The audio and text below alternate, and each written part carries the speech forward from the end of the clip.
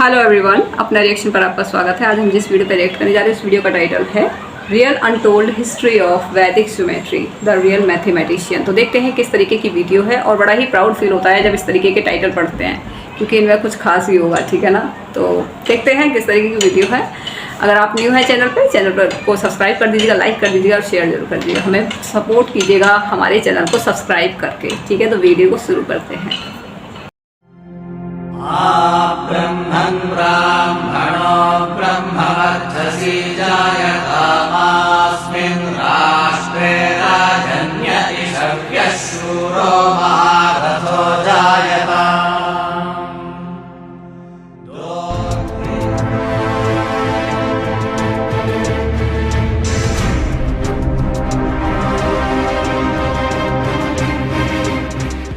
Om Namah Shivaya, Amriteshware Namaha.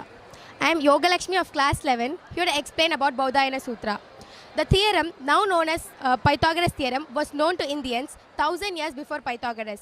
The Pythagoras theorem. दोस्तों, क्या आपको पता है कि महान गणितज्ञ यूक्लिड और पाइथागोरस की प्रमेय से पहले हमारे वेदों में जियोमेट्री के फार्मूलाज मौजूद थे, जो कि ये बात हम 99% भारतीयों को नहीं पता है। और इसलिए वेदों के अमूल्य ज्ञान को समझते हुए सन 1875 में स्वामी दयानंद सरस्वती ने आर्य समाज की स्थापना की और वेदों की ओर लौटो का नारा दिया, ताकि हर एक भारतीय वेदों के अपार ज्ञान को ग्रहण कर सके। क्योंकि दोस्तों, भारतीय वैदिक संस्कृति संसार की मूल संस्कृति है। हमारे वेदों में मौजूद गणित, आयुर्वेद, ज्ञान विज्ञान के मूल नियमों का प्रसार सारे संसार में हुआ था और फिर यही ज्ञान लौटकर हमारे देश में वापस आया। तो दोस्तों, आज की इस वीडियो में मैं आपको वैदिक जियोमेट्री के प्राचीन सूत्र और महान भारतीय गणितज्ञ के बारे में बताऊंगा, जिनके बारे में आज से पहले आपको किसी ने नहीं बताया होगा। अगर वीडियो पसंद आए तो वीडियो को लाइक जरूर कर देना और ऐसी ही यूनिक और इन्फॉर्मेटिव वीडियो देखने के लिए चैनल को जरूर से जरूर सब्सक्राइब भी कर लेना।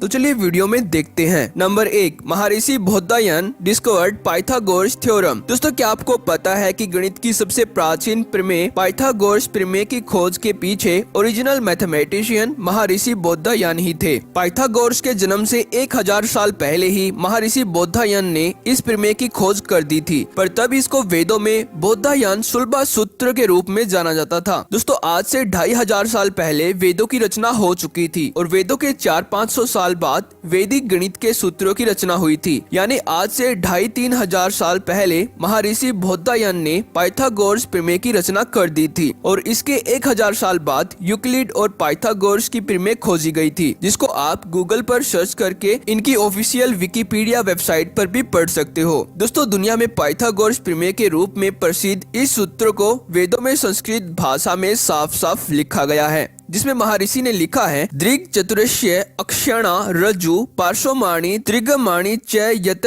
पर्थिक भूते कुरुत तद्भ्याम करोति, जिसका हिंदी में अर्थ है एक चतुर्भुज यानी आयत के विकर्ण का वर्ग इसकी लंबवत भुजा के वर्ग और क्षैतिज भुजा यानी आधार के वर्ग के योग के बराबर होता है, जिसको हम आज पाइथागोरस प्रमेय के नाम से जानते हैं। यानी कर्ण का वर्ग बराबर होता है आधार का वर्ग जमा लंब का वर्ग। पर दोस्तों, दुख की बात यह है कि एंशिएंट मैथमेटिशियन महर्षि बौधायन को इस थ्योरम का क्रेडिट नहीं दिया जाता है। दोस्तों, प्राचीन भारत में इस सूत्र का प्रयोग यज्ञ वेदी बनाने में किया जाता था, क्योंकि हमारे वेदों में लिखा हुआ है कि अगर यज्ञ का आकार एक निश्चित लंबाई और चौड़ाई के अनुसार नहीं बनता तो यज्ञ की क्रिया सफल नहीं मानी जाती। इसलिए महर्षि ने बौधायन सुलभा सूत्र की खोज की थी, ताकि यज्ञों का आकार सही बनाया जा सके। दोस्तों, इसके अलावा हमारे वेदों में भारत के महान प्राचीन गणितज्ञों जैसे बौधायन, आपस्तम्भ, कात्यायन के द्वारा अनेकों सुलभा सूत्र लिखे गए थे। पर दोस्तों, सन 1202 ईस्वी में बख्तियार खिलजी के द्वारा नालंदा यूनिवर्सिटी में मौजूद हमारी प्राचीन अमूल्य ज्ञान की लाइब्रेरी जलाकर राख कर दी गई, जिसके कारण हमारे प्राचीन ग्रंथ जैसे गणित, विज्ञान, आयुर्वेद, इन सब विषयों के अनेकों ग्रंथ जलकर राख हो गए और इसीलिए आज वैदिक गणित के हमें केवल 7 सुलभा सूत्र ही मिल पाए हैं। दोस्तों, महर्षि बौधायन ने अपनी वैदिक जियोमेट्री में 2 के वर्गमूल के बारे में भी बताया हुआ है। जिसको आप विकिपीडिया पर भी चेक कर सकते हो, जिसमें महर्षि ने संस्कृत भाषा में साफ साफ लिखा है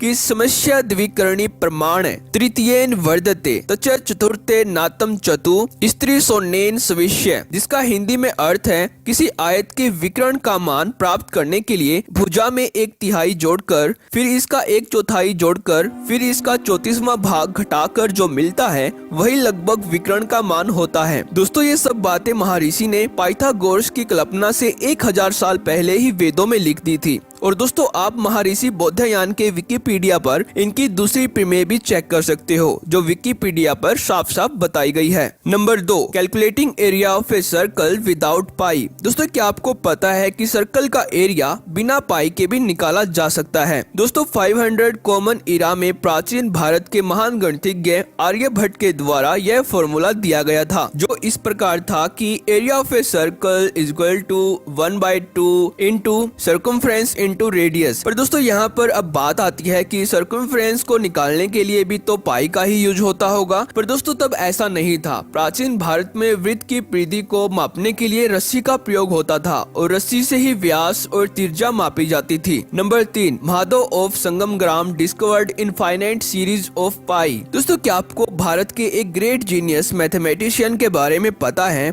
जिसने पाई की इनफाइनाइट सीरीज का मान निकाला था? दोस्तों प्राचीन भारत के इस महान गणितज्ञ का नाम है माधव, जिसको संगमग्राम के माधव के रूप में भी जाना जाता है। दोस्तों ये हमारे लिए एक गर्व की बात है कि संगमग्राम का माधव ही दुनिया का एक ऐसा इकलौता गणितज्ञ था जिसने पाई की इनफाइनाइट सीरीज की वैल्यू दी थी। दोस्तों विकिपीडिया के अनुसार माधव का जन्म केरल में 1340 ईस्वी और मृत्यु 1425 ईस्वी में बताई जाती है। ये एक हिंदू मैथमेटिशियन और एस्ट्रोनॉमर थे जिसने पाई की infinite series, calculus, trigonometry, geometry and algebra की स्टडी करने में अपना इम्पोर्टेंट कंट्रीब्यूशन दिया था। माधव संस्कृत भाषा में ही गणित को स्टडी करते थे, इसलिए पाई की इनफाइनाइट वैल्यू को इन्होंने संस्कृत में एक्सप्लेन किया था, जिसमें लिखा है व्यासे वारिद नहीं थे रूप हेते व्यास सागरा विहिते त्रिसरादि विषम संख्या मत मिरण स्वय पृथक और मात कुर्यात, जिसको गणित में लिखा जाता है pi is equal to 4 multiplied 1 minus 1/3 plus 1/5 minus 1/7 plus 1/9 और यह सीरीज इनफाइनाइट तक जाती है। दोस्तों माधव की इस इनक्रेडिबल इनफाइनाइट सीरीज को माधवा ग्रिगोरी सीरीज भी कहा जाता है, क्योंकि इस सीरीज को माधव की डिस्कवरी के 400 साल बाद 17th सेंचुरी में दोबारा से गॉटफ्रीड लाइबनिज के द्वारा री इन्वेंट किया गया था। पर दोस्तों आज भी वेस्टर्न साइंटिस्ट ये मानते हैं कि माधव का ये इनक्रेडिबल कंट्रीब्यूशन भारत से जर्मनी तक एंशिएंट टाइम में मर्चेंट्स के द्वारा ही फैला था। पर दोस्तों दुख की बात तो ये है कि आज भी हम 99% भारतीय इस चीज से अवेयर नहीं हैं। तो दोस्तों आज की इस यूनिक और इंफॉर्मेटिव वीडियो में इतना ही। वीडियो को लाइक जरूर से जरूर कर देना और चैनल को ऐसे ही वीडियो देखने के लिए सब्सक्राइब भी कर देना। तो थैंक्स फॉर वॉचिंग। हार गए आप। बड़ा ही दुख होता है, मतलब क्या बोलूँ मैं, मूड खराब हो जाता है बिल्कुल देख के। मतलब इतनी ज़्यादा नॉलेज को हमसे छुपाया गया है। ना हमारी बुक्स में इनका नाम है, ना हमारी किसी चीज़ में नाम है। मैथमेटिक्स यहाँ से गया हुआ है और जिन्होंने इसका आविष्कार किया है, इन्वेंशन किया है, उनका कोई आता पता नहीं है, उनका कोई नाम और निशान नहीं है। सबका क्रेडिट किसी और ने ले रखा है और इसमें हम किसको दोष दें? इसमें हमारा ही दोष है। हमने कभी आवाज़ ही नहीं उठाई। आवाज़ कैसे उठाए हमें पता ही नहीं है। हमने कभी कोशिश ही नहीं की ढूंढने की, ठीक है। और जिन्होंने ढूंढने की कोशिश की होगी उनकी आवाज़ को दबा दिया गया होगा, ठीक है ना। तो बड़ा ही मतलब वीडियो देखना टफ हो जाता है। जब वीडियो देखते हैं ना इस तरीके की तो मतलब दिमाग ख़राब हो जाता है। ऐसा करता है कि बीच में ही वीडियो को रोक के पहले इनको गालियाँ देना शुरू कर दें जिन्होंने हमारे साथ ऐसा किया है, ठीक है। तो अब जैसे इन्होंने बताया है कि वो जो पाइथागोरस प्रमेय के बारे में बताया गया है, ऑलरेडी हमारे जो यहाँ पे जो थे उन्होंने पहले से ही पाइथागोरस प्रमेय के नाम से पहले और भी थे 2-2,500 साल पहले उन्होंने इसका करा दिया था। मतलब कि कर्ण स्क्वायर इक्वल टू क्या बोलते हैं आधार स्क्वायर प्लस में लंब स्क्वायर, ठीक है ना। ये आप बोल सकते हैं AC square equal to AB square plus में AB स्क्वायर। तो पहले से ही ये सारी चीज़ें हो चुकी थी और ये पहले ही पूरा ये पाइथागोरस प्रमेय जी तो नाम बाद में दिया गया है, पहले ये प्रमेय थी, ठीक है, जो कि किसी और नाम से थी।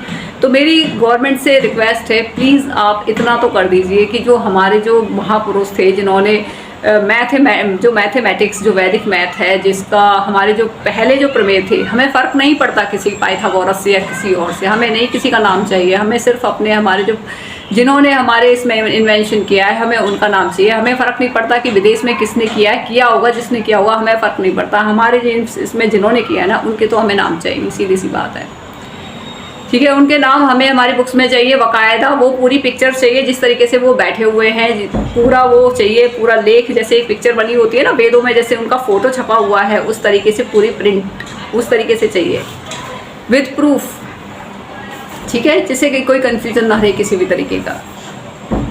और भी जैसे इन्होंने बताया था कि वो ये पहले जो यज्ञ वेदी बनाई जाती थी वो प्रॉपर तरीके से बनाई जाती थी, क्योंकि इतने साइंटिफिक लोग थे यहाँ पे।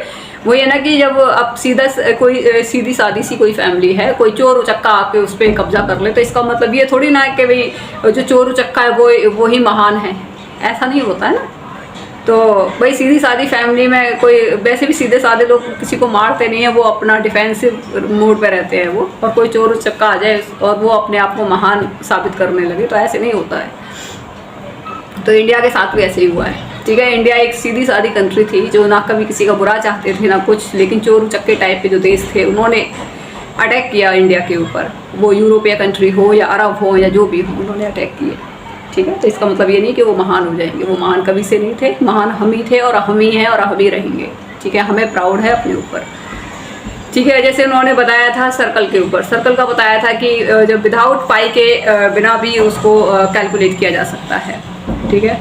तो ये सारी चीज़ें पहले से ही लिखी वेदों में आ चुकी हैं, पूरा सब कुछ मैथमेटिक्स हो चुका है, जो कि हमारे पूरे महापुरुष थे। और वो भी थे एक जो लास्ट में बताया था उनका भी बताते हैं, ठीक है। तो इतने सारे नॉलेजेबल पर्सन हैं हमारे उसमें, तो प्लीज़ आप उनको हमारे मैथ में लेके आइए, छोटी क्लासेस से लेके अपर क्लासेस तक पूरा चाहिए हमें, हमारे बच्चे हमारे जो भी हैं सब लोग पढ़ें उसको, ठीक है, जिससे कि हमें प्राउड फील हो, हमारे बच्चों को प्राउड फील हो, सबको प्राउड फील हो।